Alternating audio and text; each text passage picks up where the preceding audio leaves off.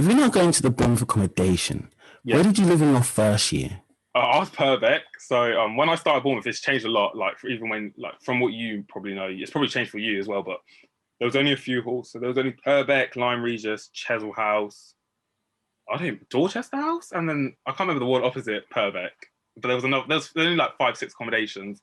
I was Purbeck, so mine was. I don't know if it's the same for you, but mine was like the party I'm gonna accommodation. say, so is Purbeck, you describe Purbeck as but what was it like living there? So actually, obviously going from uni to there, being there day to day, studying, just if a student Yeah. was curious and they wanted to live in Purbeck, could you give us the experience? Oh, it's just fun. I think the experience is what you make it. But like I said in my year, where I was doing like again, I think also the course you're on, where I was doing business studying was the biggest cohort in the year. Obviously, if there's 320 students, probably like, maybe 150 of them are living in Purbeck. It wasn't hard for me. It was like, oh, I'll see you at uni. I'll come back there. Oh, Luke, we're having a party. Come down to this party. I'm having prees here. It was pretty sociable, but I think also I can't say it was just Purbeck because Dorchester seemed very sociable. The only one I say that wasn't very sociable was like the one above the cult, which is called Chesil House. That's because everyone's like, no one went there. It just didn't look that friendly. But ours was like the most friendliest. So I don't know if they did it for your. Oh, they wouldn't have done it. Sorry, I shouldn't have said that because obviously you were in the pandemic. But yeah, our first year, so the summer ball, like people in our year that were like on our business course managed to persuade Purbeck House to hold priests for the whole uni at Purbeck in that like little hall thing. So like I said, it was a party house. It was easy to get on with because everyone there was just like, you've gone to uni, everyone's trying to make friends.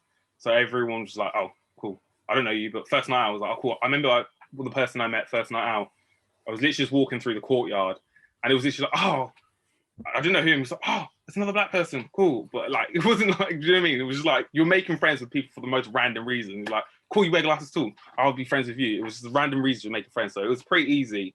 But again, I can't speak on experience for other halls because I didn't ever live in other halls. But from my experience, Purbeck was the place to be. It was the party animals. Second year?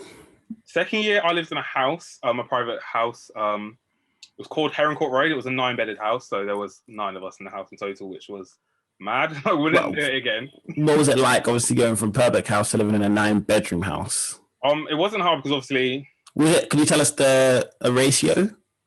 of what men to women. So Yeah. there was only 3 girls in our house in total, but you've got to remember. So obviously they put the pressure on you at first. Like everyone's like, oh, by November, like I've been to find a house for second year. You kind of do, but you don't.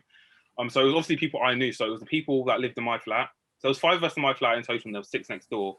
There was one boy I just didn't get along with in our house, so he didn't live with us. He's like, oh, I found people. I was like, cool. If you were to live with us, I wouldn't live with you. And then there was a group of like 16 of us, so we kind of split in half. And then so one of my other housemates went to live in the other half of the house, and then it was like the other 8 of us knew each other. So we just had to find initially one more person to fill the 9-bedded house. It came about quite madly. I literally just went home for the weekend. I think it was like my mum's birthday, and I got a call, and they were like, "We're in the estate agents. We're about to put a deposit on the house. Like this person put the deposit down. Like this is our house." And I was like, "Oh, okay, that was a bit quick." But like living with 8 other people, I'm gonna say it's not fun. Like you probably like most people live with like 5, 6 other people, and that's hell half the time. But imagine 9 people in a house where there's only like one fridge. It's like a big American fridge. Like there's 2 stoves. There's obviously, because it's like a house on multiple occupancies, they have like weird things that are like, oh, everyone has to have a tap in their room, which they did, but there was just, yeah, I wouldn't do it. Like, it was a bit of a squat house sometimes, you know what I mean? Like, there's just people coming in and out, in and out.